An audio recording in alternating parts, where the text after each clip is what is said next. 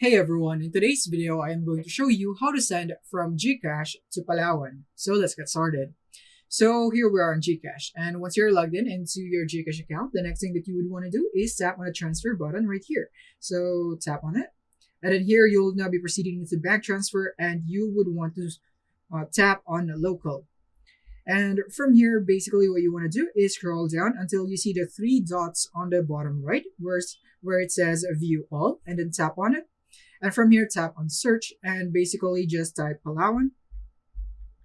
And then you would have Palawan Pay. So all you have to do is tap on that because this is where you would want to send money in if you would like to send money through Palawan Padala. So in here, all you have to do is just input the amount on how much you would want to send. So I'm just going to input that, and then your account name right here of your Palawan account.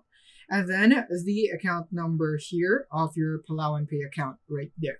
So all you have to do is go into your Palawan Pay account and then view the details there on your account name, account number, input it right here.